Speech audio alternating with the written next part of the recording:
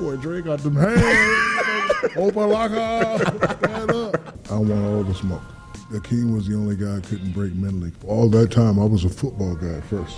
A lot of people don't know this. Tight end, fullback, nose guard. And, you know, people always, because of my size, they want to make me a tackle. I ain't no damn tackle. Oh, can I curse on the Texas podcast? I'm sorry. I apologize. I just want to say you guys do a great job on your podcast. And appreciate it. You know when our boy called and said, Dre needs you, you know, I'm always be there for you. He had several nicknames.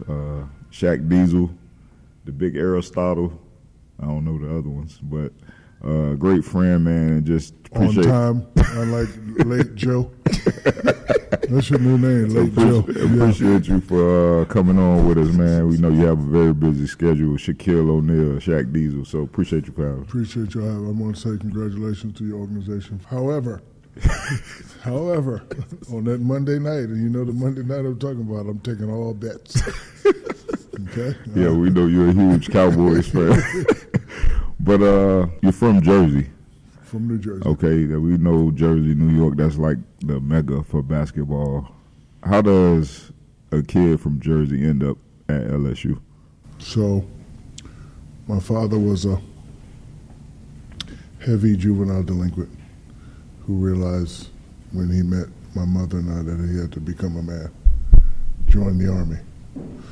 So we left Newark and we moved to a town called Bayonne, New Jersey. Fort Monmouth military base. After there, we ended up in Germany. All that time, I was a football guy at first. A lot of people don't know this. Tight end, fullback, nose guard. And, you know, people always, because of my size, they want to make me a tackle. I ain't no damn tackle. I like to be in the thick of things. Down by one CJ, we playing against whoever. This is Super Bowl weekend. 2 seconds on the clock, throw it up, I'm going to go get it. Right. Houston Texans will be the Super Bowl champion if I'm at the tight end. But anyway, I'm a football player, and I'm doing all these things. And one day, my father comes in because I'm a really good football player. I'm a terrible basketball player. Like I always wanted to be Too Tall Jones. Like people are amazed that I'm a Cowboys fan. It's not that I'm so much a Cowboy fan. Growing up, watching all these people, wanting to be like all these people, I wanted to be the next Too Tall Jones. That's why I like the Cowboys. So my father comes in one day and he has a paper and he hits me in the back of the head. There's a coach up there handing out scholarships. Take your sorry ass up there, maybe you can get a scholarship. So I said, hold on. So before I went, because I already know I'm not going to get into college academically. I already know. So before I go, I want to sound smart. So I go through a dictionary, and the word I find is extremities. So now I go to this camp in Wild Flicken, West Germany, basketball camp, and Dale Brown is talking. And, you know, I'm a shy kid. Everybody know I'm the sorriest kid on the base. So all the guys that probably would get scholarships, they're all talking to Coach Brown. So I wait till everyone leaves because I don't want to be, because I'm the guy that if I'm talking to Coach, they're going to come to me and say, what you talking to him for? You ain't going to get no scholarship. So I wait. And then I said, Coach Brown, can you send me a program to strengthen my lower extremities? And he looked at me and said, how long you been in the Army, soldier? I said, I'm not in the Army, I'm 13. And he grabbed me like he found 100 bags of cocaine. You what? You 30? He grabbed me, he said, what's your name? I was like, my name is Shaquille O'Neal. Where's your father? So he's talking to my father.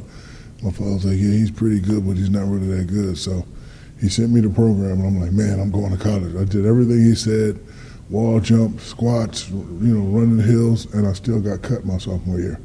So I wrote him a tearful letter, forget it, because coming from where we come from, projects, dad, Army life, it was a good life. We had a house, we had a yard, money every month, we had 2 cars. So I was like, I'm not going to play football, basketball, I'm just going to join the Army because that's all I know. So I wrote him a tearful letter, and he sent me a scholarship back. He said, no, forget that. I don't want you to join the Army. Just come and be a manager or whatever. And I remember that. So now when I come back from Germany and move to San Antonio and become the #1 high school player, everybody wanted me now. But I said to myself, you know what? This guy wanted me before I was the character known as Shaq, so I'm going to go to LSU. Plus, they set me up at a football game, too.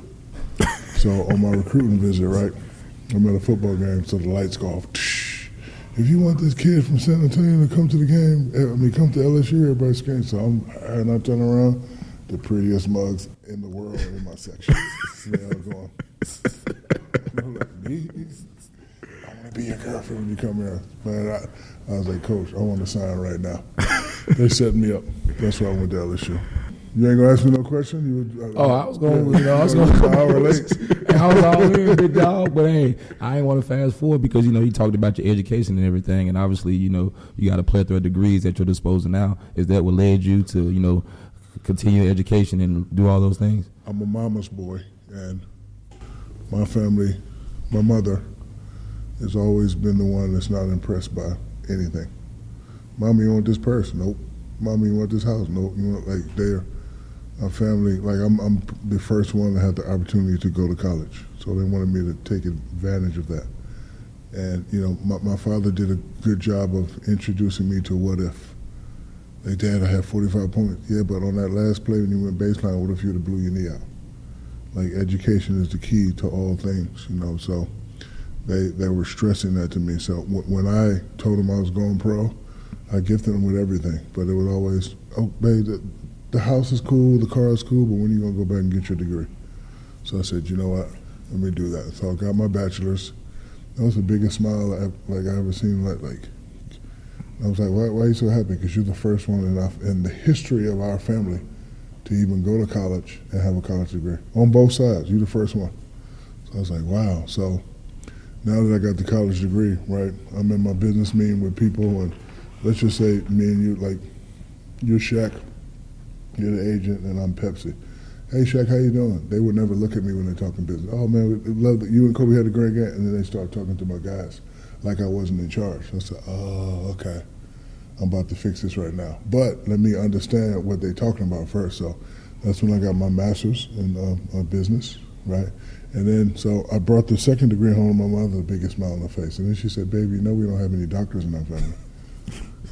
So I'm the first in our family. And I'm trying to impress her, but I'm also trying to impress my children. Like, my kids got mad at me a couple months ago because it went viral when I said, you have to have 3 degrees to touch any of my cheese.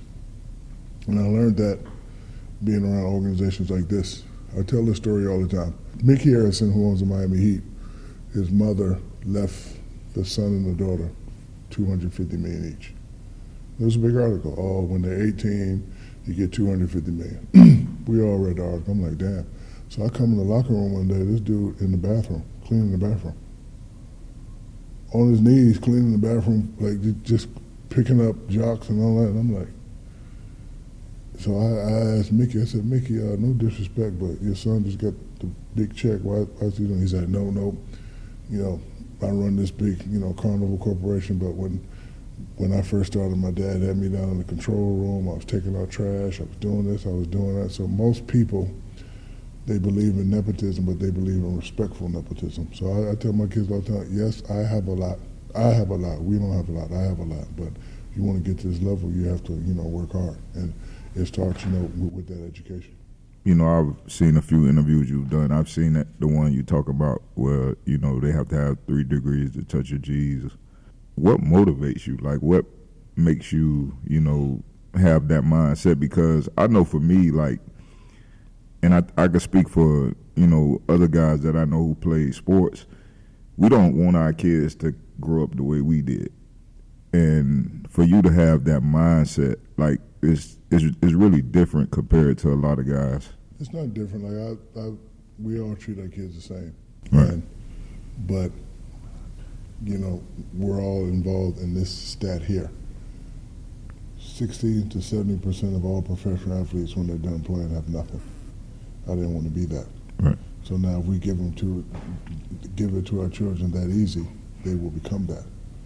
We want this thing of ours that we built to last forever. Right. Right. Like the owners, their kids, it's forever because they make that. I was with them, and I'm sorry to keep bringing up the Cowboys, but no, but this is a very impressive. It actually made me be mad and start yelling at my sons. I'm over there one day, and I see this little kid. He's sharp, khakis, tie. He's 12 years old, khakis, tie, and he's just walking around. I was like, "Hey man, who are you?" And he's like the great grandson. He already had a plan at 12 years old. I was like, hey, you work here? He's like, yeah, I'm going to go to the University of Texas. I'm going to go to law school. I'm going to do this, and then I'm going to come back and work for Grandpa. He said that at 12 years old. I was so pissed. I was like, you I went home and told my kids, "There's gonna be some changes. It's gonna be like this dude was like y'all is 19 and 20, and every time I ask y'all, I don't know. Right. This dude was 12 years old. Like he already had his plan, but he had the right plan. He said, "Hey man, I'm 12. I'm gonna graduate from high school. I'm gonna go to the University of Texas. Then I'm gonna go to law school. Then I'm gonna come back and work for Grandpa."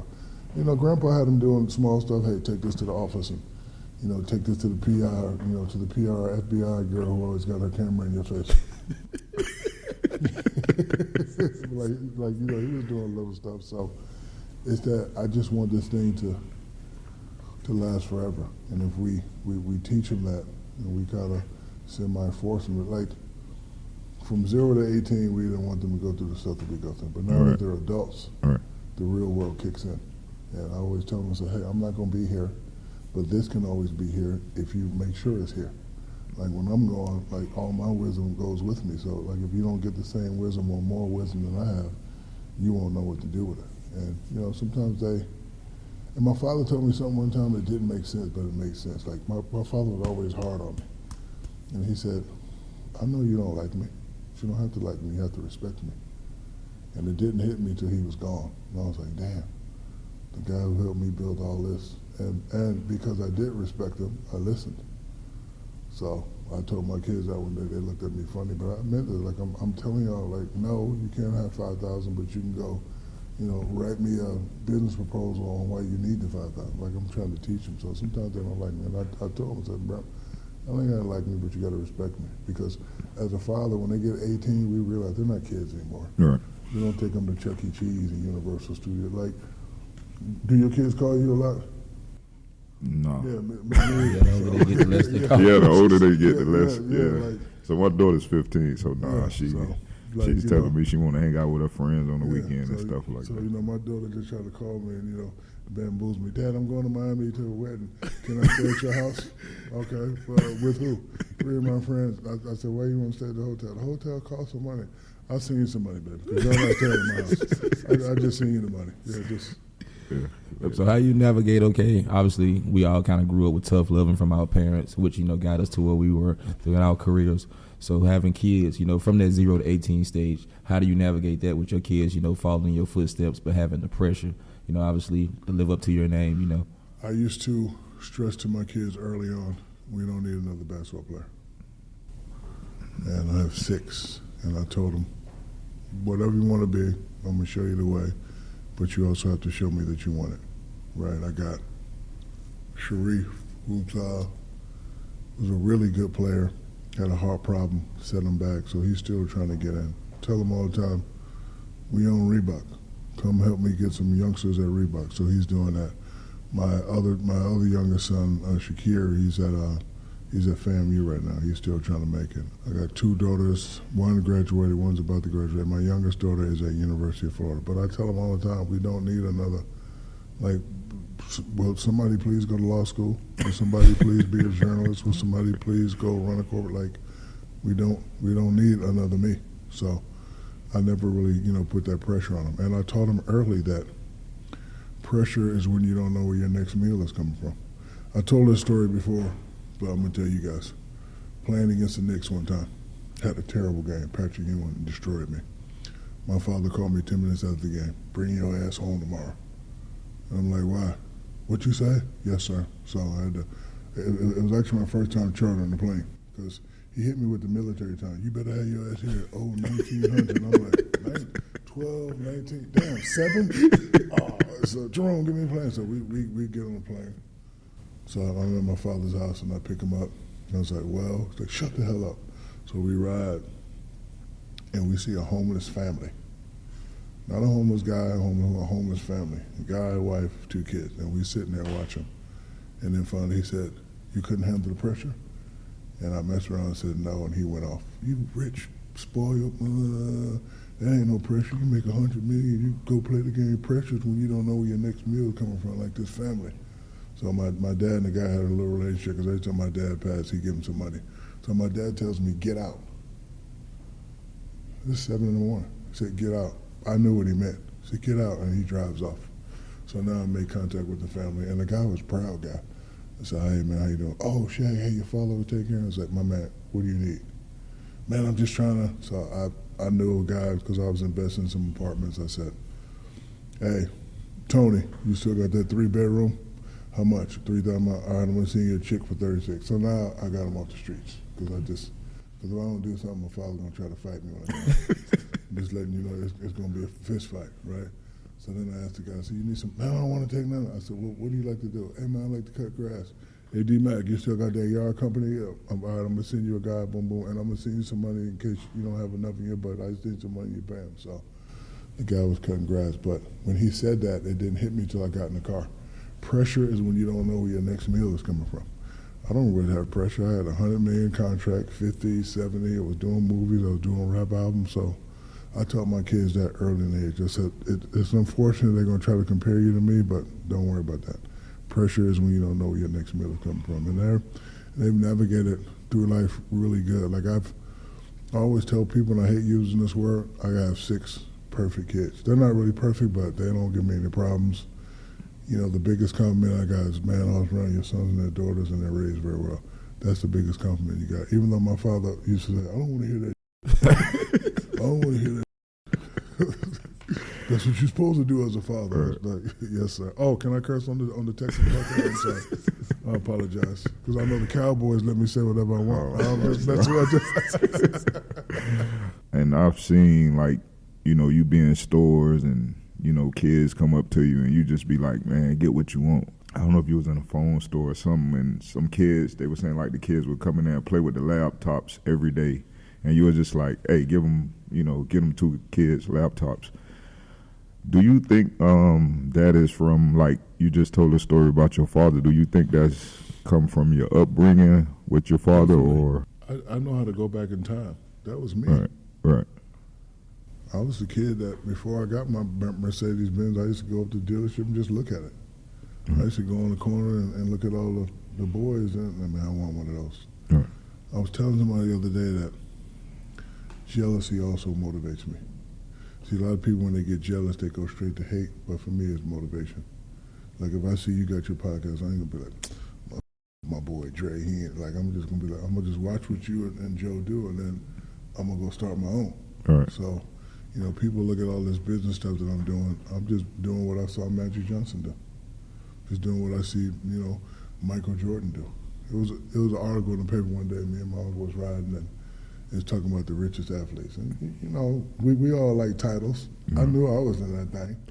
All the commercials, all the movies I've done, right? So I'm looking at it, and I'm like, and I'm not even in the top 5. Now I'm pissed. Because, bro, I don't have no vacation. I work all the time. I'm like, I'm doing all this work, and I'm not even in it. So Junior Bridgman, guy who played for the Milwaukee Bucks, he owned like 1,000 Wendy's and 1,000 restaurants. That got me in the restaurant business. Like, I just started my, you know, company, Big Chicken. So like, I used that to, you know, Michael Jordan is his shoes. I got my Shaq line and Reebok and Authentic Brand. Like, I just used that to keep me going. But when I'm in stores and I see people, I used to be me and my mom. So like, if I always try to do one good deed a day. And I hate that it goes viral because I don't do that stuff to make it go viral. But when it does go viral, the best text I get is from my mama. Thank you, baby. And that's why I'm very, very calm today, because I always said to because my mom is an avid TV watcher. I wouldn't want her to see her baby doing something crazy, especially when she knows I know better. But every now and then I do something crazy and I'll get that text from her and Uncle Jerome, and it won't be no good text. But like, when I saw them 2 little babies messing with that computer, I asked to do it. He said, "Man, they come in here every day." But first, I taught him another lesson. I got on the computer. I said, "But call your parents." And he was like, "Why you want to call parents?" "Because you don't need to be taking nothing from strangers. Call your parents, let them know Uncle Shaq buying your laptop, and get the permission. Because you know, I wouldn't want my kids coming home and saying, you know, somebody bought this for me. So I need to have a conversation with the parent. Hey, I'm Shaq. Hopefully you know I want to buy these babies these laptops. I don't want nothing back. Do I have your permission?" "Yes, Shaq, thank you." So I try to, you know, do 2 things at once. What's your hobby? You could say something you enjoy doing. Obviously, I follow you on social media. I watch I'm not allowed to say Inside that. NBA. I'm not allowed to say that I smoke hookah every day. Oh, yeah. I'm not allowed to say that. It's just working. Like, I like taking advantage of opportunities. I realize that I'm blessed. It took me another day to realize I haven't played basketball in 14 years. And I'm amazed that little kids still know me. So I take advantage of that all the time. However, I was watching the Deion Cole comedy special one day, and it kind of messed me up. So he said, "What a 40-year-old is a what a 50-year-old is a And then after that, he said 20 summers left. And that's been sticking with me. You know what that means? It means in 20 summers, I'm going to be 70 years old.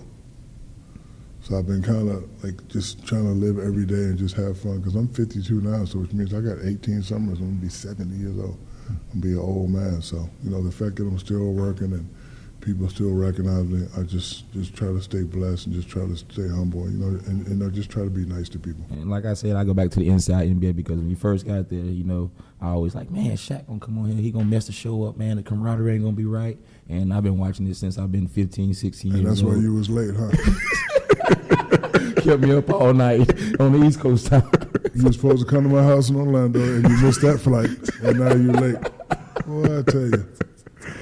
But, you know, watching y'all just, you know, you, Chuck, and even when you have the special guests, you know, when Draymond come on, when y'all was going back and forth or whatever, just talk about just the brotherhood that is. You know, obviously none of y'all played together, but, you know, former players, Ernie didn't play, but just he's kind of the guy that initiate everything. He know when to push your buttons, when to crack on you a little bit. Social media, a lot of people get to say stuff. I'm big on G14 classification.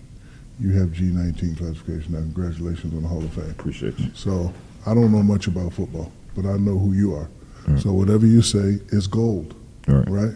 Some of these cats on ESPN, you never won. You never did anything. You ain't got no awards. I do not believe you. I don't know who you are. Charles Barkley's a Hall of Famer. You don't have a championship, so I believe some of the stuff you say. Kenny's not a Hall of Famer, but he got 2 championships. I believe some of the stuff you say. Shaq got it all.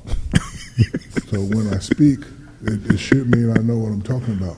Right. Ernie is just like this guy over here. He's just going to keep us in line, which is good. So I think that's why people respect our show. But with this social media thing, you got everybody talking and that. But I'm big on G14 classification. Like I was talking to Tom the other day. He was like, "How is it?" I said, "Tom, just tell them what you know. We know who you are.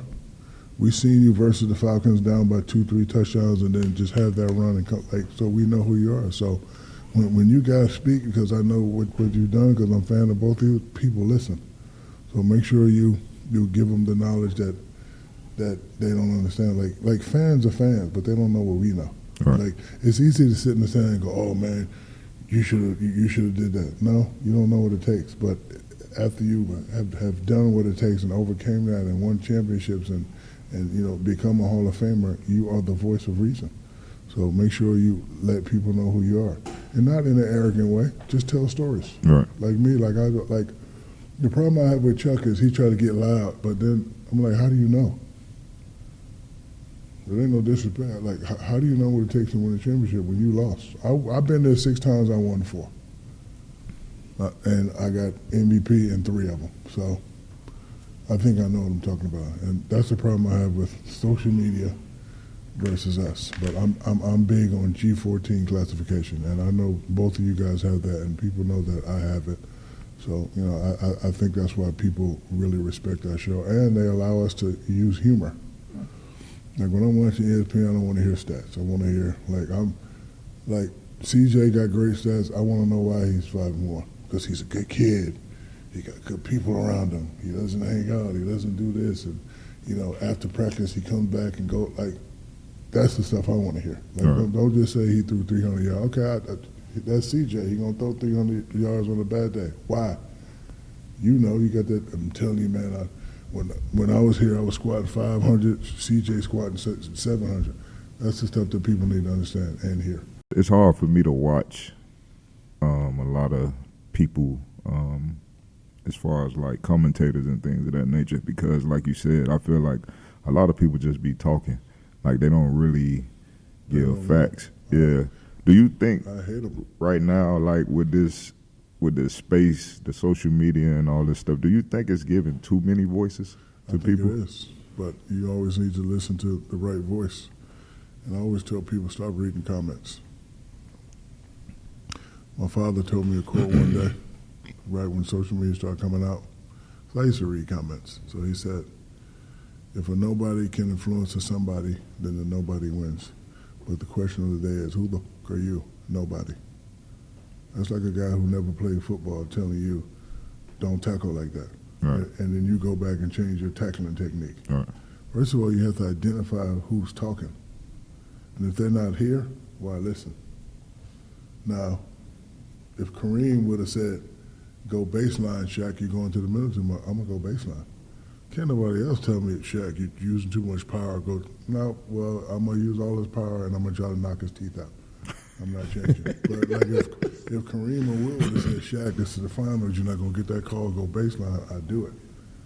But to answer your question, yeah, it's too many people talking. But and that's why I try to express to the people G14 classification for people who know what they're talking about. And they know. Like, if you're a fan, you know who's who. I hate a guy that comes and hasn't won but talk like he pisses me off. It really does. I hate it. Talk about just the pressure of, and I never had this pressure, but obviously Andre had it and you had it. Instantly when you go to a franchise, you the face of the franchise, winning and losses come on your back no matter whoever's out there on the playing field with you.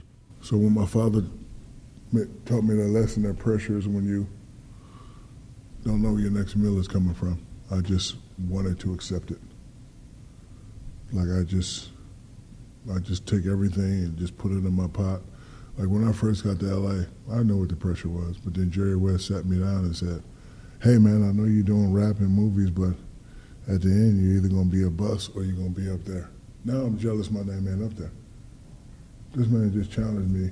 Like I would have rather you say, oh, you're gonna be up there, but you just challenged me like, hey man, I know you rapping and doing movies and you're either gonna be a bust or you're gonna be up there. I like challenges.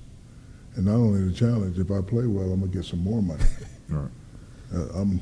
Somebody was talking to me about the Cowboys the other day. I was like, when you're labeled as America's team, just accept the challenge. I wanted that in LA. I wanted Halle Berry and Janet Jackson, all them people to be looking at me when I come out. I want all the smoke because I know what it's going to bring me. I went from 40 million to 120 to another 100. Like I want it all. Give it to me. I don't care. Oh, Shaq, you're not going to make free throws. Okay, go practice a down free throws. The next game, try to make some free throws. Like a lot of people get. I don't do that because if you do what's expected or more than expected, you keep getting those benefits. I wanted all that smoke. So, and I'm glad he told me that lesson my rookie year because he was right. He said, what pressure? You have a guaranteed contract, dummy. That's what he said, dummy. You got $40 million for 7 years. Do the math. I don't know what the math. I don't feel like doing school right now, but that's what you get with the option after 3. So after 3, now you got $120 million for 6 years. Stupid.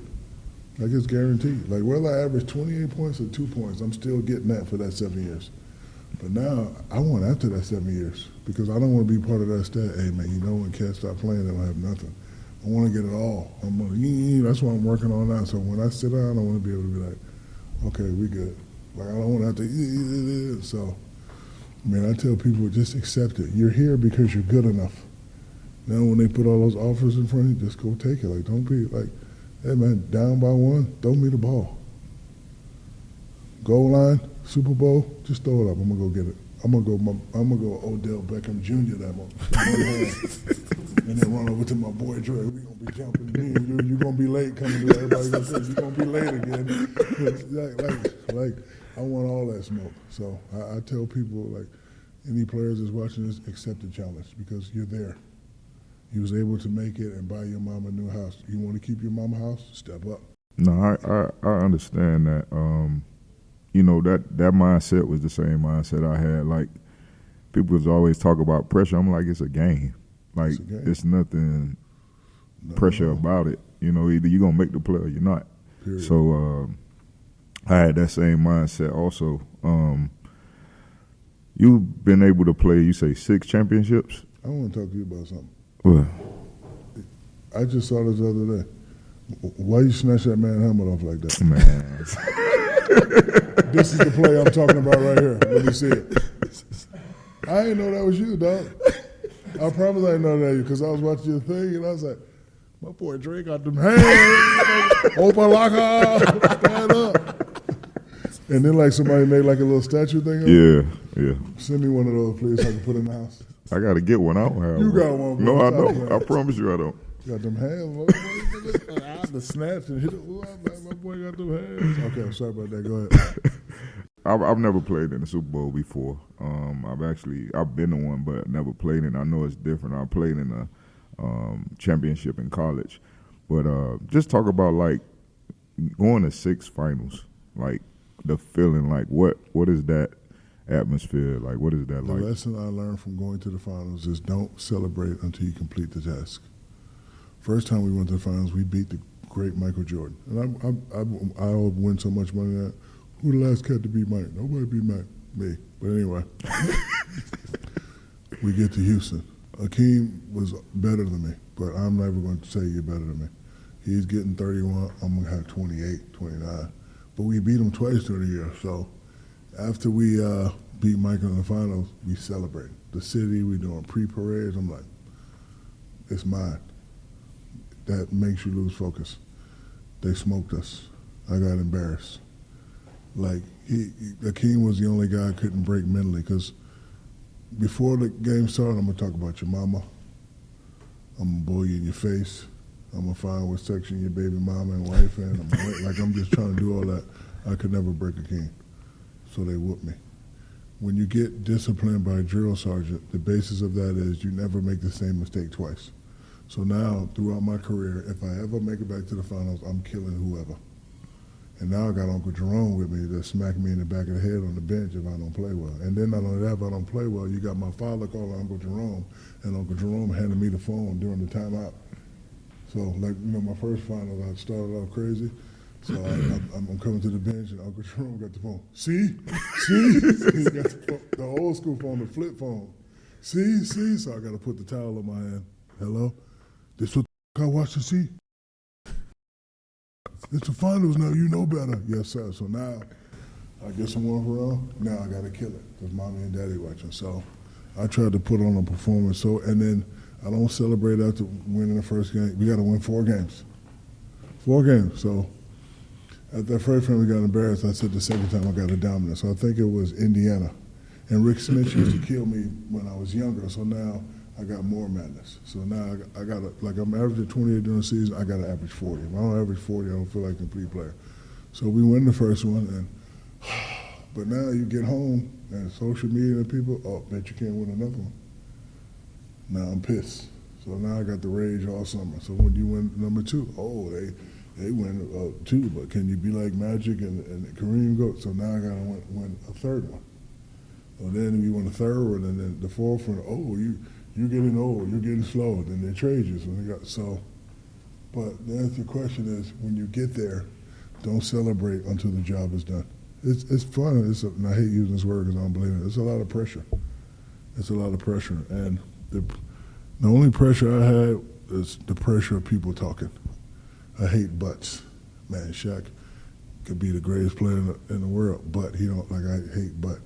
Like when, when they get to the finals, just foul him. He ain't gonna make the free throw. So I got that in my head. So now I'm like, I gotta let me tuck my elbow and make the free throw. So the lesson I learned was don't celebrate until the job is done. So people look at me now like, yo man, you about to get a new deal? Nope, don't say nothing until I sign it. All right.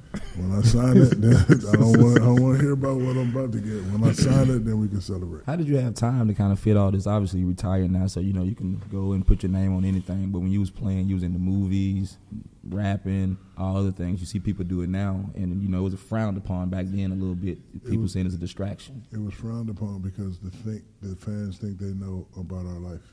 As great as y'all were, can't practice more than 4 hours. You can't. So what am I going to do for the rest of that? I'm not going home and go to bed. That's not how I roll. Like, if I went home and went to bed and tried to be that athlete, I'd be terrible. I got to get out. I got to see people. So good thing about me is I don't drink or do none of the other nonsense, but I got to be out. I can't.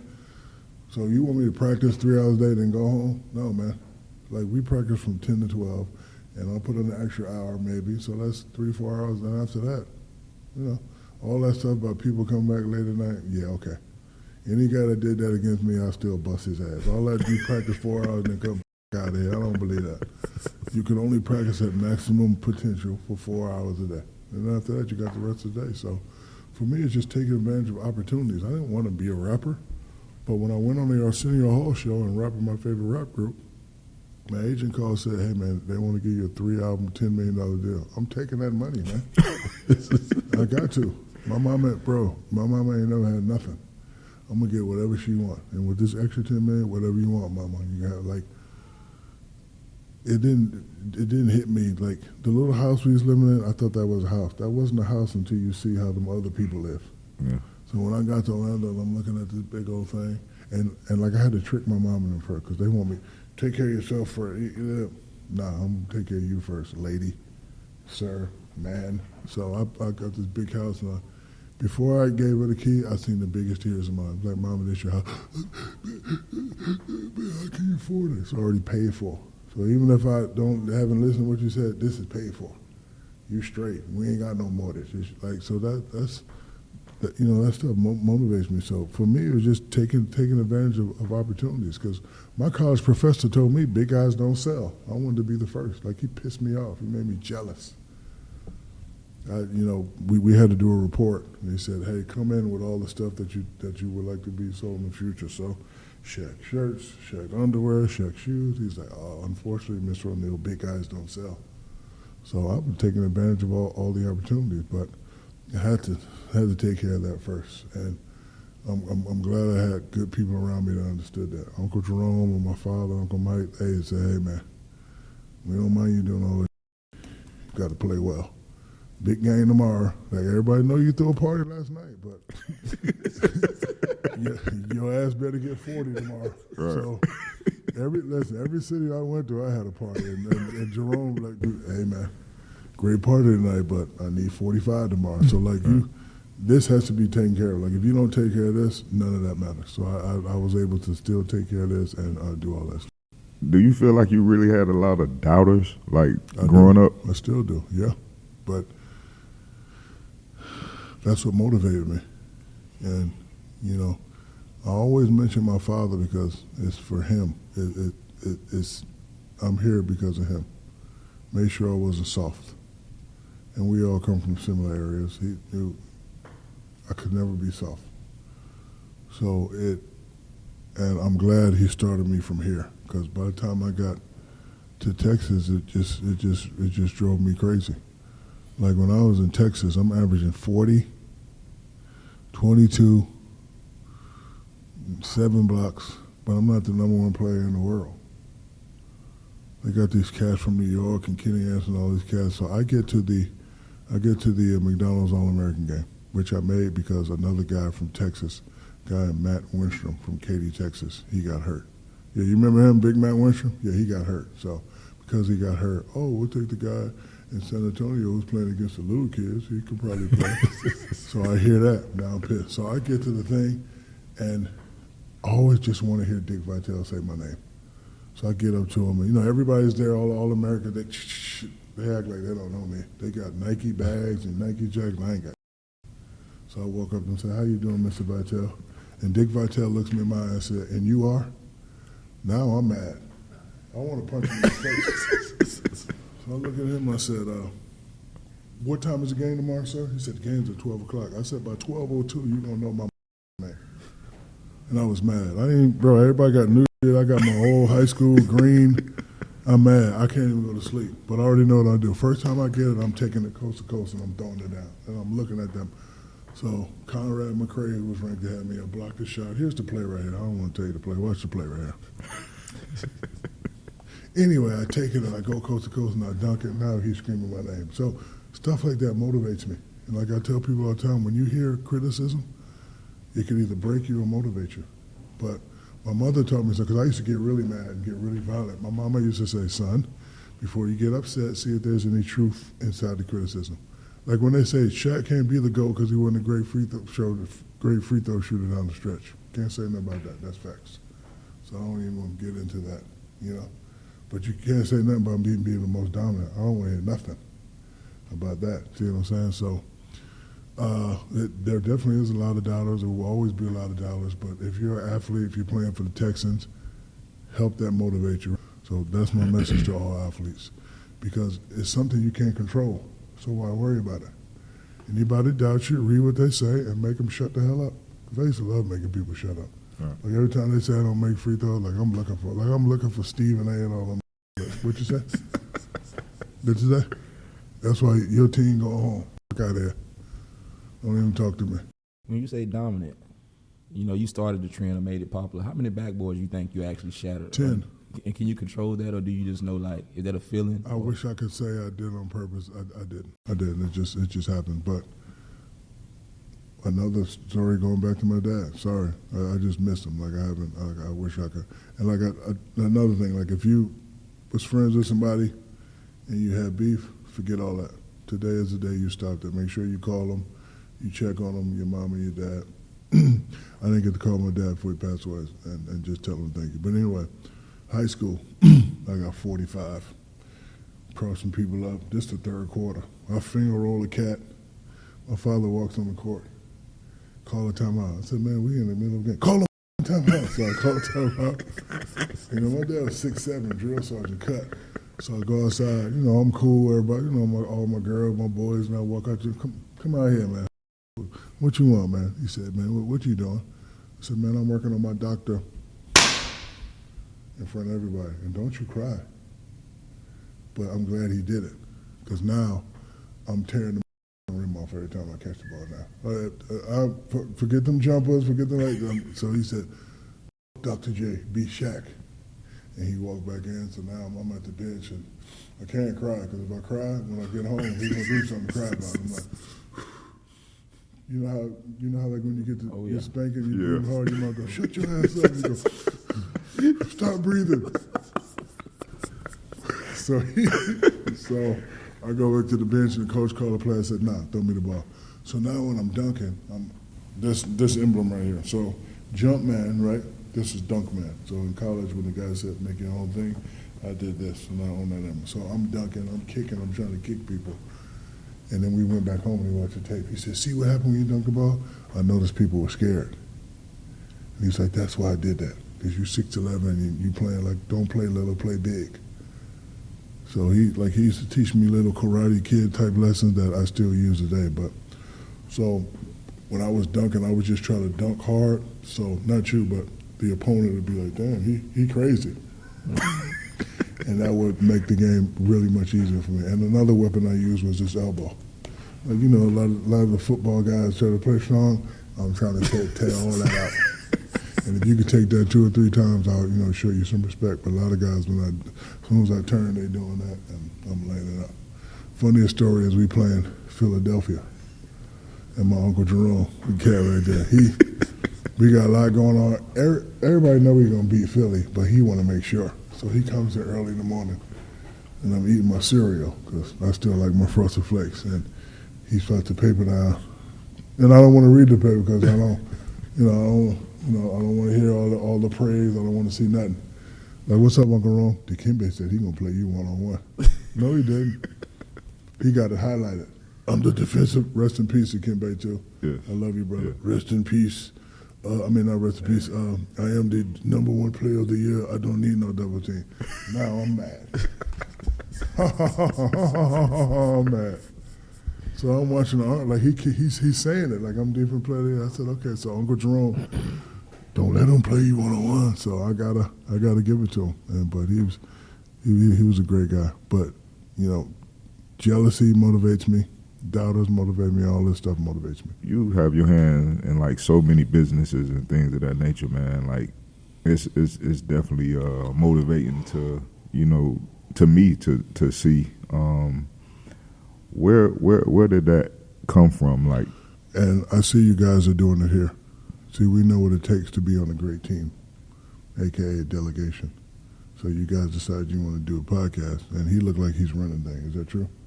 yeah. See, I can tell. So you guys have a great team. So all the stuff that I do may look like I'm doing, but I have a great team around me.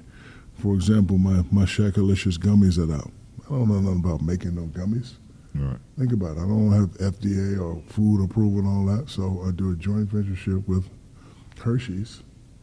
We do a deal. I delegate my guy to have a conversation with them, percentages and all that, and that's how I get stuff done. Like, it's a lot of stuff that I do, but my favorite word is delegation. And when you're the leader of the team, you know how to handle all that stuff.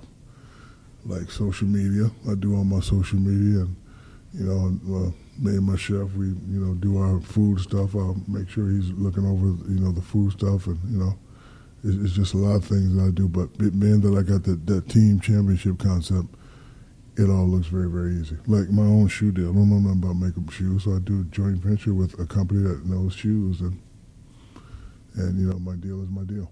Question that I was going to ask you said nothing pissed you off, but talk about just that phase when it was Hacker Shack. Everything pisses me off. The Hacker Shack phase. If I remember correctly, it was one game, what is it, 38, 39 free throws? Yeah, 39 free throws. It's just, it pissed me off because at home when I'm practicing, I look like damn Steph Curry. No, seriously, I wasn't mad because I was missing. I was just mad because when I'm at the home, me and Uncle Jerome, me and the kids, we shooting, I look good. Just, I finally realized that it's God's way of keeping me humble. Think about this. The way I played, what if I shot at the free throw line and looked like Steph Curry? I'd probably be a hard person to deal with. So it just keeps me humble. However, when I really buckled down and said, forget all that, the ones I needed to hit, I hit them. And that's why I can go around braggadociously and say, this how many I got, Charles, Barkley. So, but everything pisses me off. But I have to be able to stop time because if I react the way I want to react and it goes viral or goes on TV, will it upset my beautiful mother? And then Uncle Jerome is the guy that saves a lot of people. Like people would always say, well, you don't need security. I said, he's not security for me. He's security for your ass. He's the one, let that, like, yeah. I want to knock people out sometimes. I do. I just want to just go up to them and punch them in the face, but it's not the right thing to do, especially with, family and kids and, all the deals we have. So I'm just glad that I listen. And like I tell people all the time, you listen. Listen to the right people. Uncle Jerome is my mama's brother. He's the right person. He's been around since I was 4 or 5 years old. So, yeah, and I have a good team. My chef, he keeps my body fat low. I'm looking real good right now. I would take my shirt off, but I don't want the Texans to try and sign me up. Look, see that? Hey. Yeah, you show that off. It's funny just looking at your size in person, obviously. I done seen you when you was young in your career. You go out there, you break out the break dance in the middle of the floor, All-Star Weekend. What showed you that you was a super athlete? You was a super athlete. I was skinny Shaq, medium Shaq, and fat Shaq. You can say it. Did the nicknames match those phases? Big Diesel, Superman, Shaq Fu. I'm going to be honest on your show for the first time. I didn't work out in the summer because who was I working out for? Like, y'all two is the type of players that is here. And that's what it is for me, too. I always tell a story where when I first went to Miami Heat, Pat Riley has this, Pat, he got the body fat, all that. So he came in one day because my body fat wasn't where he wanted. I was 1% off, so he fined me $1,000 and all that. He came in and he said, Alonzo, take your shirt off. Alonzo looked like a freaking He-Man doll. He said, this is how I want you to look. I said, okay. But I also know Pat was big on stats. I said, Pat, he look good. Hold on for a second. But this is what I average on your man, Pat. 42, 19, and 5. I don't give about no salad. We don't eat salad, Pat. He said, bring your ass to my office. I said, don't embarrass. I said, well, you trying to have my man take off his shirt and he got 8-pack. I ain't got no 8-pack, but I'm going to bust his ass every time. So, like, when I'm getting beat up and doing all that, bro, I got a wife and kids who I ain't seen. Can I take them to Universal Studios? Like, I'll get in shape during the season, and the so-called experts had a problem with that, but that's just my mentality. Who am I working out for? Tim Duncan? I don't think so. Y'all mean? Nope. Like, I'll see you when I see you, but I got 9 months to get there. Like, all these guys that come in shape in the training camp, that don't mean nothing. That's just my mentality. Bro, I get 45 days to spend with these babies. Universal, play, swimming. I'll work out when I work out. Like I don't need to work out for nobody because it's here. You know why it's here? Because if I win a championship, I get another $40 million. I'm going to get that money. Believe that shit. Skinny Shaq, medium Shaq, fat Shaq. We're going to get that damn money. So that's why. And like I tell people all the time, it's here. Like all that little stuff they're saying, that don't matter. It's funny you bring up Pat Riley. Man, I remember when I'm a Heat fan. Me and you Donis went to high school together. being down 2-0 to Dallas that year in the finals, I remember going to a few of those games. What is that like, being in that position and then you guys fighting to come back and win that series? Like, what is that like, being in that position down 2-0 in the finals? So a lot of people don't know this. Me and Penny, one argument, I leave. Me and Kobe win championships, I leave. I said when I got to Miami, leave D-Wade alone. Because I'm the type, it's my operation. My way or you getting beat up in the locker room. No, seriously, real talk. So, but you the man doing that. So now we having a great year. Now we down to 0-2. First time we had a little argument. So like, what you gonna do, man? Did you and D-Wade? Yeah. Okay. Like, no, all of us, me, D-Wade, and Antoine said, yo, man, what y'all gonna do? I'm getting quadruple team, I'm kicking out, what y'all gonna do? So we had a fight, but I know I got some dogs with me, so now we gave D-Wade permission to be D-Wade. Because D-Wade's a great kid. He was, trying to look for me, and I found like, man, I ain't got it this year. And I was going through a divorce, so mentally I wasn't there. I was like, I ain't got it. So he just took off. So now, just got to win one game at a time. So we win. We win all 3 games at home. And then Pat Riley did something brilliant. He said, so we pack in one suit. And if you ain't packing one suit when you get on that plane, ain't nobody going. He had the damn checking people's bags. You laughing. It was 2 guys who brought 2 suits. They didn't make the trip. Really? Yeah. We bring in one suit. Open your bag. Toiletry bag, in case you got one of the little disposables. We had to open up. You too, Shaq? I was like, Pat, I only got one suit. Open your up. But no, he checked, which was brilliant. And we went up there and we handled business. But it was scary because for me, it's, dealing all, like, I like to shut people up. You're not going to win without old boy. You're older, you ain't gonna do this and that. I just had to win one more. Right. Just one more. I wanted to, but just had to, I want to win that just to shut people up. Because I know if I don't win it, I'm gonna have to hear it and read it. And it's gonna really piss me off more. But it was scary. And the fact that I had the 3, nobody cared about it, so why did I care about it? Because they would treat me like I didn't have any championships. So it's like, oh, you don't care? Okay, so now I gotta shut you up again. So a lot of things that just, keep me motivated. Like right now, it's not really important, but I just make it important.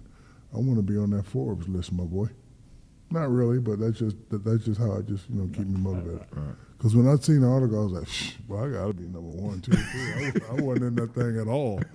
I'm like, damn, I shoot 100 commercials a month, and I had to call my account. You sure you ain't stealing from me?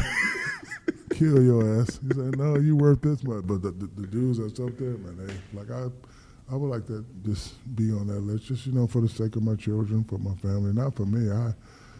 We hang out. I don't really do much, but I can't buy another house. I can't buy another car. I can't buy another boat. So I just want to just for my own personal gratification. But I use jealousy as motivation.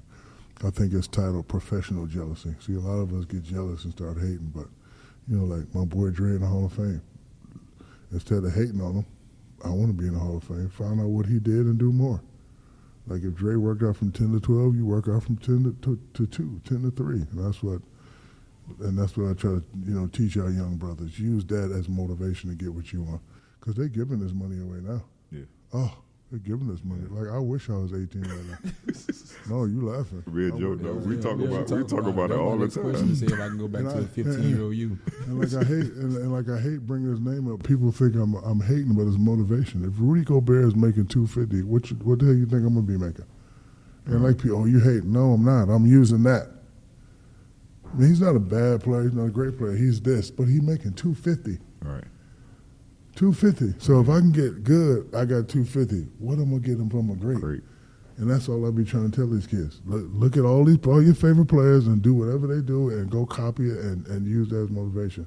But see, people that don't understand long word, oh, Shaq hating over it. No, I don't care about that, man. I'm glad you make your $250. I'm proud of you, but I'm trying to help the young kid, the kids that used to be us. Right. I'm trying to help you get $250 so you can buy your mama a house. And that's what life's all about. It ain't about nothing else. Yeah, we say the same all the time, but talk about just playing with the likes of, obviously you talk about Penny, playing with Kobe, playing with D-Wade, playing with LeBron, but just having a chance to see them take off in their career. So when I first came in, because nobody believed in me. I wanted to prove that I can do it by myself. You couldn't. So then I started going back watching old games. Kareem and Magic, Mike and Scotty, Bird and McHale. So now I realize I need a guy. Penny was the first guy. We made it to the finals, couldn't get it done. Kobe's the second guy. Got swept our first 4 times. Now we finally got it done. The business of basketball kicking in. So I always realized I need that other guy. And somebody said, I think John Wooden said, the true definition of a great player is those that make players around you better. So once I listened to that and did that, it just became easier for me. But it's a joy watching those people play. But the problem, like I had, and the reason why I said when I'm in the locker room it's done my way, because you get rid of a lot of silliness. My contract is my contract, your contract is your contract. Leave it there. Like we had guys competing, man, all that. You got a Benz, excuse my friend, you got a Benz, I got a Benz. Dead that, I'm gonna punch both of y'all in your face. You trying to win it. You know what I'm saying? Because my thing is, if we don't win, I'm getting blamed. Right. Y'all over there fighting over that seat. It don't matter, bro. You got it, he got it. Forget all that. When we in here, when we in my office, I'm the president, y'all gonna do what the hell I say. Because if I'm gonna get all the credit and get all the blame, it's gonna have to be done my way. So that's where a lot of times where you hear about the stories about that happening, this all true. Because it can only be one president, and that was me. Man, we appreciate you coming Appreciate through, man. you. I just want to say you guys do a great job with your podcast. And Appreciate it. you know when our boy called and said, Dre needs you, you know I'm always be there for you. Hi, my name is Shaquille O'Neal. I'm not signing no papers. Y'all can post it and do whatever you want. I'm not signing nothing. Don't send me. I approve this. Everything I said, you have my permission to use it. Love you guys. Thank you.